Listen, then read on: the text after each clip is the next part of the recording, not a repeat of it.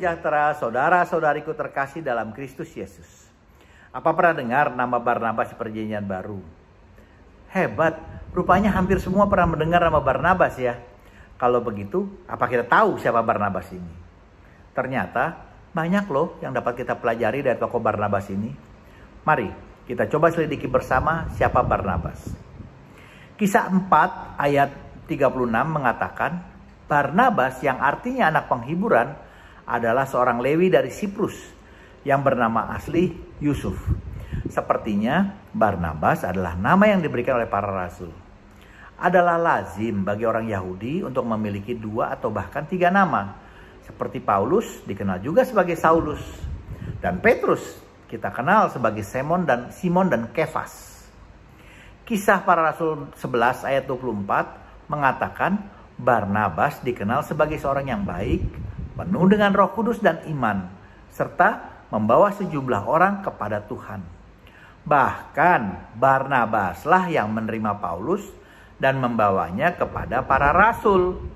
Kayaknya dia memberi rekomendasi atau jaminan, karena saat itu Paulus baru saja bertobat dan mau bergabung, tapi ditolak oleh murid-murid lain. Karena mereka masih ragu, bingung, dan takut. Setahu mereka, Paulus itu pemburu para murid. Loh, kok sekarang malah mewartakan kalau Yesus itu adalah anak Allah. Bahkan membuktikan bahwa Yesus adalah Mesias. Tentunya mereka masih khawatir untuk tertipu. Tindakan Barnabas yang membawa Paulus bertemu dengan para rasul ternyata menjadi sangat penting. Karena tugas perutusan rasanya memang perlu restu dari otoritas gereja sebelum kita memulai pelayanan. Dalam hal ini para rasul. Mungkin inilah mengapa kita mengenal retret atau misa perutusan. Ada kemungkinan Paulus yang semangatnya sedang berkobar-kobar, tapi tanpa restu dari para rasul sebagai otoritas gereja, dia sudah pergi memulai misi ke tanah Arab. Namun kemungkinan misi ini gagal karena tidak ada cerita yang lebih detail mengenai ini. Seperti dapat kita lihat pada Galatia 1 ayat 17. Walau memang ada pandangan lain yang mengatakan Paulus pergi ke tanah Arab untuk menimba ilmu dan melakukan permenungannya. Barnabas juga dikenal sebagai seorang yang murah hati. Dalam kisah 4 ayat 37 dikatakan ia menjual ladang miliknya lalu membawa uangnya itu dan meletakkannya di depan kaki para rasul. Hal ini tentunya yang menginspirasi Ananias dan Safira untuk melakukan hal yang bersama, namun dengan motivasi yang sangat berbeda. Dari cerita di atas, sepertinya kita dapat menarik kesimpulan kalau Barnabas adalah tipe seorang murid Kristen sejati yang dekat dengan para rasul, dan dia pun dipercaya sebagai salah seorang murid dari lingkaran dalam Yesus. Mungkin dapat dikatakan sebagai ring satunya. Bahkan dalam kisah 13 ayat 43b dikatakan Paulus dan Barnabas sebagai kedua rasul itu. Bila kita teliti, sepertinya Barnabas dapat dikatakan sebagai mentor dari Paulus. Kisah 11 ayat 25-26 mengatakan kalau Barnabas berusaha mencari Paulus di Tarsus dan membawanya ke Antioquia. Dan mereka tinggal bersama selama 1 tahun sambil mengajar. Kemungkinan saat itulah Barnabas mementori Paulus. Kisah 11 ayat 30, kisah 12 ayat 25, kisah 13 ayat 2 dan 13 ayat 4 dan ayat 7 dengan gamblang menulis Barnabas dan Saulus. Juga pada kisah 14 ayat 12 dan 14 menulis Barnabas dan Saulus. Di sini nama Barnabas disebut terlebih dahulu sebelum nama Saulus dan Paulus. Seperti kita ketahui, tradisi orang Yahudi seperti juga tradisi sekarang, kita menulis nama orang yang dianggap lebih superior, seperti guru, senior, mentor, itu terlebih dahulu kita tulis.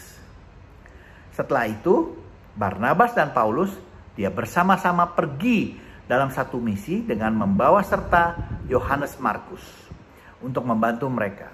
Awalnya, perjalanan ini dipimpin oleh Barnabas, namun perjalanan misi ini sekarang lebih dikenal sebagai perjalanan Paulus yang pertama. Dapat kita baca kisahnya dalam kisah para rasul 13 dan 14. di mana mereka pergi ke Seleukia, ke Pulau Siprus, lalu ke Perga. Namun setelah itu Yohanes Markus pergi meninggalkan mereka untuk kembali ke Yerusalem. Sehingga sejak dari Perga, Barnabas dan Paulus pergi dalam misinya ini tanpa didampingi oleh Yohanes Markus. Dia pergi ke Antioquia, Iconium, Listra, Derbe, dan seterusnya. Lalu kembali ke Perga, Atalia, dan kembali ke Antioquia. Melalui perjalanan misi inilah Barnabas dan Paulus mendirikan jemaat-jemaat di kota-kota yang dikunjunginya. Sehingga suatu saat mereka pun ingin kembali untuk mengunjungi mereka, dalam hal ini untuk melihat perkembangannya. Maka setelah berapa waktu, Paulus berinisiatif untuk mengunjungi mereka, yang juga dikenal sebagai perjalanan Paulus yang kedua. Saat itu Barnabas ingin mengajak Yohanes yang disebut juga Markus. Namun ditolak oleh Paulus karena merasa pernah ditinggalkan oleh Yohanes Markus di Pamfilia. Kisah 15 ayat 38. Disinilah terjadi perselisihan antara Barnabas dan Paulus. Sehingga akhirnya mereka menempuh jalan masing-masing. Di mana Paulus pergi mengajak Silas mengunjungi Syria dan Kilikia. Juga ke Derbe dan Listra. Sementara Barnabas pergi bersama Yohanes Markus. Dia berlayar ke Siprus. Kalau kita perhatikan, setelah perjalanan pertama, mulai terlihat adanya pergesekan. Maksud saya pergeseran. Nama Paulus mulai disebut di depan. Yang kita dapati pada kisah 13 ayat 42, kisah 13 ayat 50, kisah 15 ayat 12, dan 22 dan seterusnya. Di sini dapat kita lihat bahwa Barnabas telah berhasil mementori Paulus menjadi lebih hebat dari gurunya. Sehingga dia merasa sudah dapat melepas Paulus untuk berdiri sendiri dan dia mulai membimbing Yohanes Markus. Kita semua tahu siapa Paulus itu.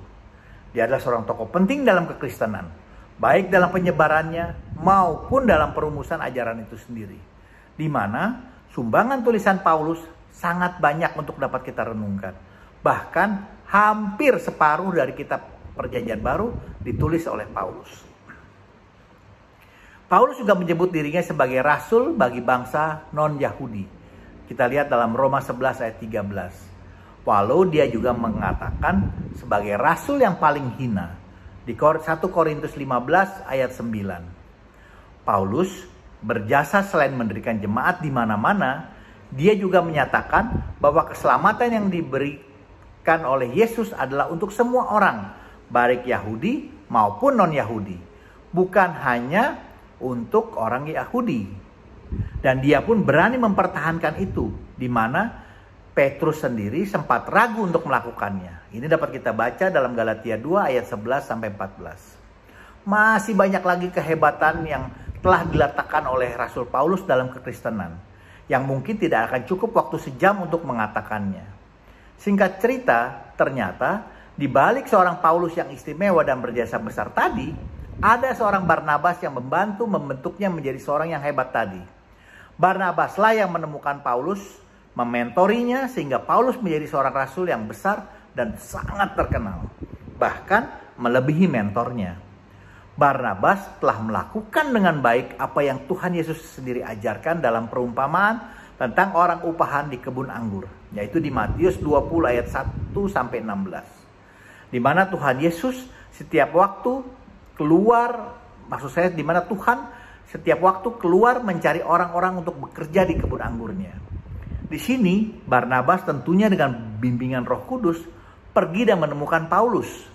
Mungkin ini juga dapat kita teladani bahwa dalam pelayanan jangan kita menikmati sendiri pelayanan itu. Kita perlu mencari orang-orang yang berpotensi, membimbing dan mementorinya, dan siap memberikan tanggung jawab kepadanya, bahkan untuk menggantikan kita sekalipun. Bukan malah ketakutan kalau orang yang dimentorinya ternyata bisa lebih hebat dan lebih dikenal dari mentornya. Karena itulah tugas yang untuk kita semua. Juga jangan sampai setelah kita berhasil mementori seseorang, bahkan dia sendiri sudah bisa lebih hebat dari kita, malah kita berusaha menjegalnya hanya karena iri hati kalau melihat dia lebih hebat dari kita. Rasanya ini tidak baik, bukan? Juga ada hal yang perlu diacungi jempol. Barnabas tetap mempertahankan Yohanes Markus, walaupun Paulus tidak mengendakinya. Dan ternyata dengan mentoring dari Barnabas dan kemudian Petrus, Yohanes Markus pun sangat berkembang pesat dan menjadi penulis kitab Markus.